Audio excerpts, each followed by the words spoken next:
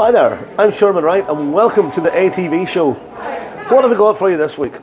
Well, I was in and around the town doing a few projects this week. Obviously with this being Memorial Week, we done a short bit of tribute on those who fought in the First and Second World War, as this is Memorial Week coming up to the 11th hour of the 11th day in the 11th month of November. We also were in town on Thursday evening where the Ballymena Means had their 20% off annual day. It was an absolutely fantastic day. The whole town was chock-a-block. I have a very, very short space video on that. I also was in the Council Research Shop where Owen McLaughlin informs me that through her and Big Noel Hutchinson that the 2022 80s Disco will be back in February, and that's been held in the Adair Arms, and there's more details on that. There's also Nathan Calderwood from Brashean that will be climbing Mount Kilimanjaro. Him and 4 friends will be challenging the Kilimanjaro Challenge on behalf of Alzheimer's and Dementia UK. And there's a few other situations. But first of all, I'm going to open up with a young absolute lady called Jessica Philpott. Now, everybody knows Lawrence Philpott and Jessica Philpott. Jessica has been to Great Ormond Hospital a number of times since she was born. And the situation is, you never met a harder person in all your life. However, she's also become extremely entrepreneurial, and she owns the Take and Bake Pizza firm. Now, the Take and Bake Pizza is a situation where you hire all the utensils. They deliver absolutely everything to your door: the ovens, the dough, the flavourings, and absolutely everything that you need to make a pizza. So it's a great excuse to gather a handful of friends around, or if it's for a birthday party or a christening or something of similar types. Why not have a look at this video? The phone number's on it.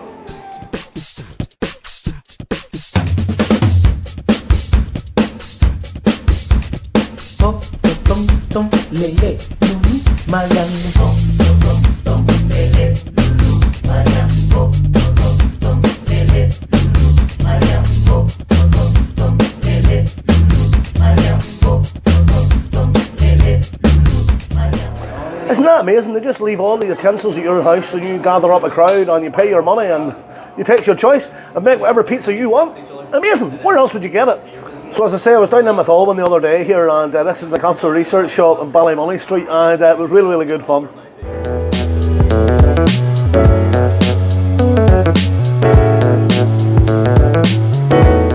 Hello there, you joined me here down in the Council Research Shop in Ballymoney Street, run by Owen McLaughlin, as over 20 years now collecting money for a very, very worthwhile cause. I'm sure we're all aware of that.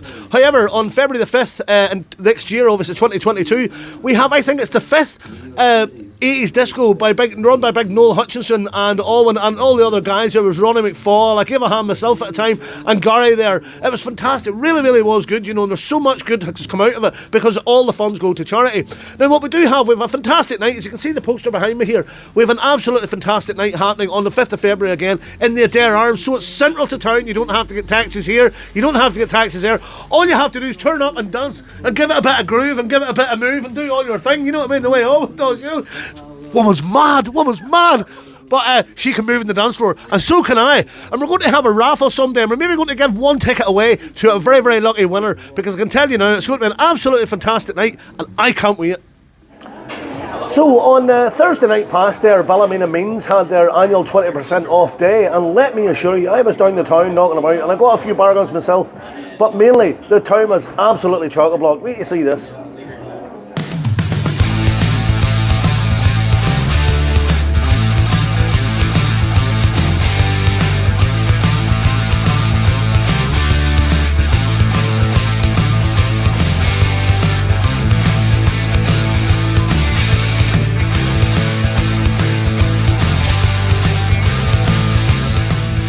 So on to Nathan Calderwood, lovely big guy from Brashean, as I was saying to you earlier on there. Nathan is going to challenge the Mount Kilimanjaro. He's going to climb it in August 2022, all for Alzheimer's. Now, Alzheimer's and dementia are a massive situation at this moment in time, with lots of people perhaps in the age of the middle ages of 60 to 70 beginning to start. It's really, really climbing now, and the stats aren't great, you know, so all the help that can be pushed forward and helping Nathan to raise funds for this great, great worthy cause will be very, very much respected. You can contact Nathan on Nathan Calderwood, as it says just down below here, Nathan Calderwood /Facebook.com, and I'm sure Nathan will respect all donations and all support that's been put forward to him.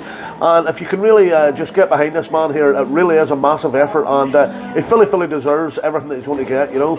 Good luck, Nathan. We have a small report from the local railway station. Bus centre is going to receive a £2 million revamp.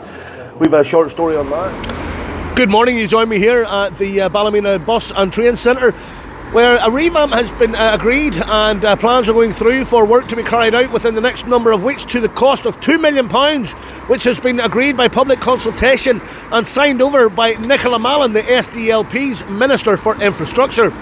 Now you can see behind me here the Ballymena bus station and the Ballymena train link. Obviously it has been here since 1905. I have some pictures here from the last refurbishment, the first refurbishment in 1961. As you can see, the old building there, it was old style, it was pre-modern.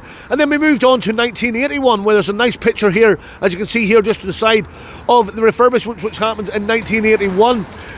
Now, in 1998, there was an agreement for money to be spent. However, it was held out until 2008. And in 2008, 10 years later, obviously, there was a lovely refurbishment to what you can actually see today, just directly behind me. Here's a picture of it here.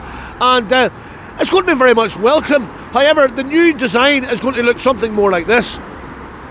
Well, as you can see, that's a very, very postmodern car parking area. The building is very much up to date. It's going to be viable, it's going to be sustainable for the next 20 years or so, and it looks like as if it's going to really revamp the area, and it's very much needed.